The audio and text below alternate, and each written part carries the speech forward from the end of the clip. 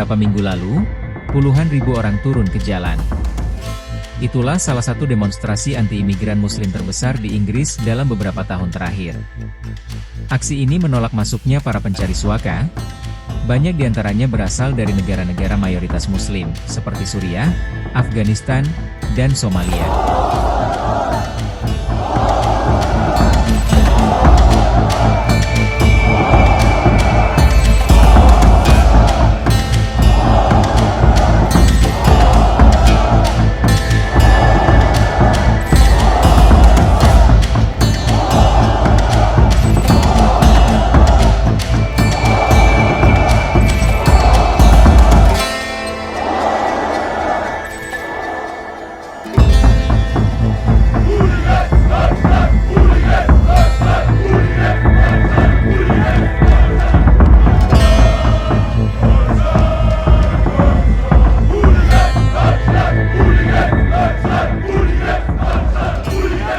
Tapi bukan hanya Inggris.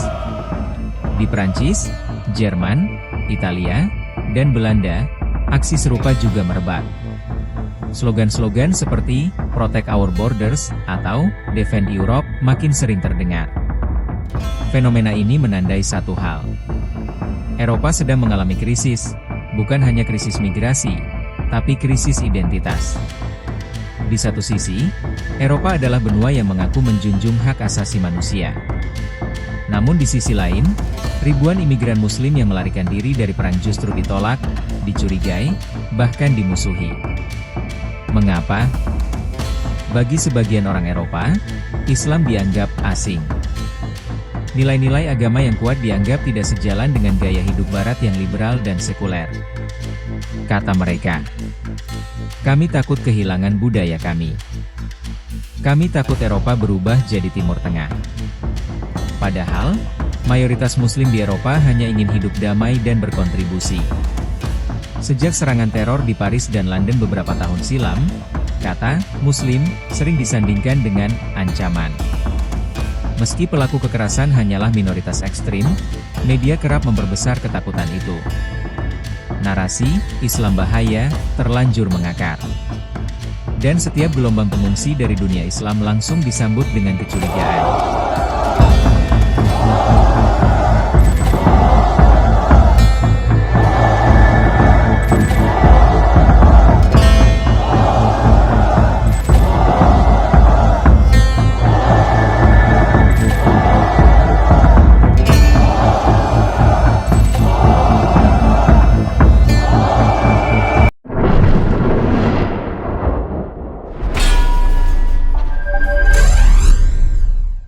Di jantung kota London, puluhan ribu orang turun ke jalan. Mereka membawa bendera, meneriakkan slogan, "Stop the Boats! Send them home!"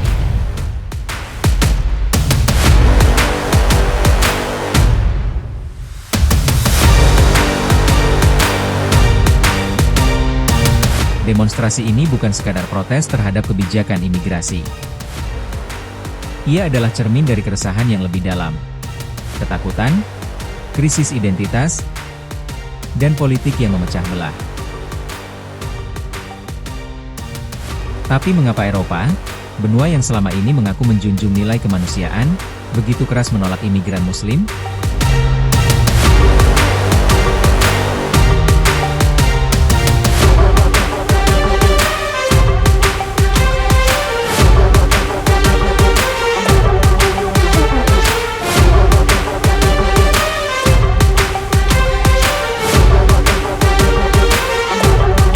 Dalam beberapa bulan terakhir, Inggris menyaksikan demonstrasi anti-imigran terbesar dalam sejarah modern. Lebih dari 100.000 orang berkumpul di ibu kota. Dipimpin aktivis kontroversial Tommy Robinson, mereka menuntut pemerintah menghentikan arus pencari suaka.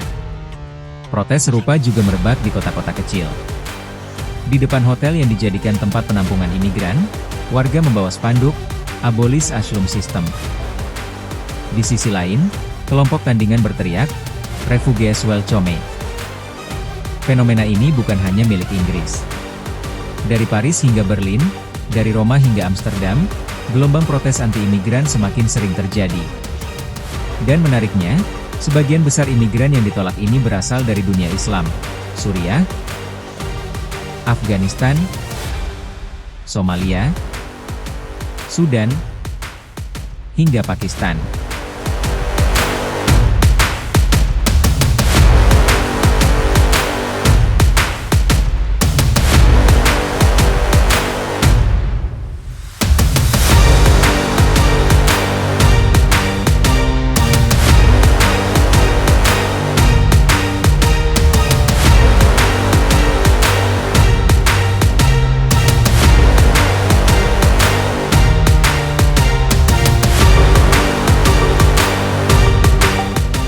Untuk memahami penolakan hari ini, kita harus menengok sejarah panjang hubungan Eropa dan Islam.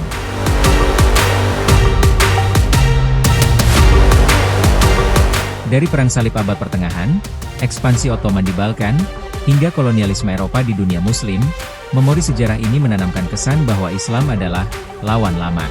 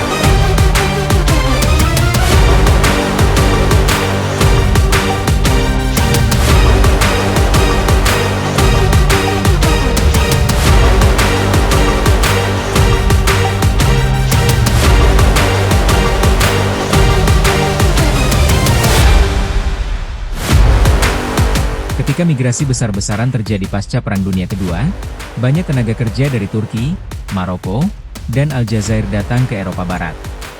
Mereka mengisi pekerjaan kasar, tapi jarang diberi kesempatan naik kelas sosial. Inilah akar awal terbentuknya komunitas imigran Muslim, yang kemudian dipandang terpisah dari masyarakat lokal. Bagi sebagian warga Eropa, kehadiran Muslim terasa sebagai tantangan budaya. Simbol-simbol Islam, masjid, hijab, azan, dianggap asing. Bahkan di Prancis, perdebatan soal jilbab di sekolah sudah berlangsung puluhan tahun. Bagi mereka, identitas Eropa adalah sekuler, liberal, individualis. Sedangkan Islam dipersepsikan kolektif, religius, dan konservatif. Dari sini lahir ketakutan, jika imigran Muslim terlalu banyak, Eropa akan berubah wajah. Namun, realitasnya lebih kompleks.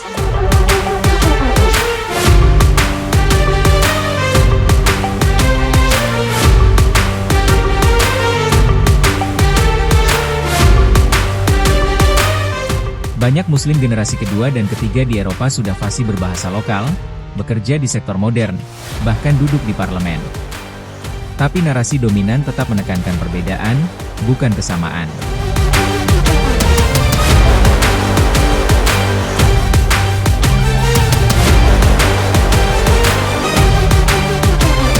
Serangan teror di Paris tahun 2015, di Brasil 2016, hingga London 2005 meninggalkan trauma besar.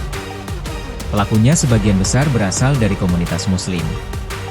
Meski jumlah ekstremis hanya segelintir, media Barat sering menyajikan narasi Islam identik dengan ancaman. Akibatnya, imigran Muslim yang sebenarnya korban perang justru dipandang sebagai calon pelaku teror. Kecurigaan ini menambah jurang ketidakpercayaan antara mayoritas masyarakat Eropa dan komunitas Muslim minoritas.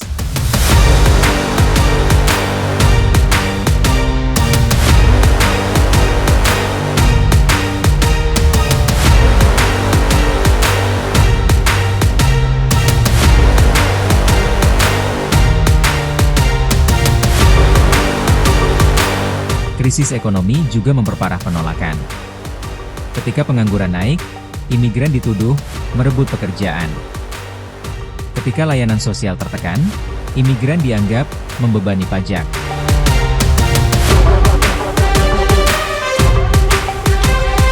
Partai-partai sayap kanan seperti National Rally di Prancis, AfD di Jerman, dan Reform UK di Inggris memanfaatkan isu ini. Dengan retorika keras, mereka membangun narasi. Kami harus melindungi peradaban Barat dari serbuan Islam. Narasi ini ternyata efektif. Dukungan pemilih melonjak, bahkan mendorong kebijakan yang lebih ketat terhadap pencari suaka.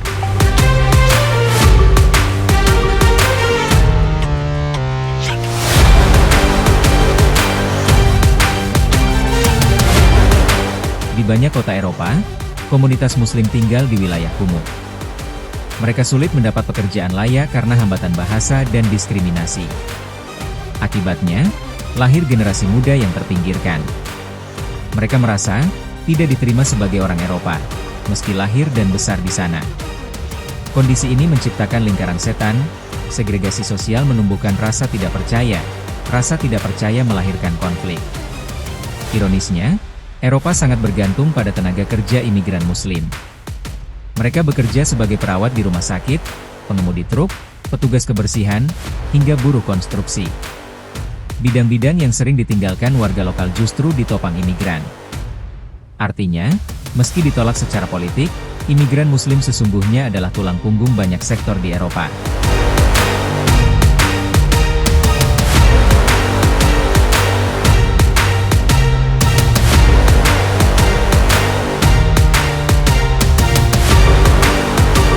Di balik kerasnya demonstrasi anti-imigran, ada juga suara tandingan. Kelompok masyarakat sipil, gereja, aktivis HAM, dan bahkan sebagian politisi menyerukan pesan sebaliknya. Refugees welcome. Mereka bukan ancaman, mereka manusia. Gerakan solidaritas ini memang tak sekeras suara penolakan.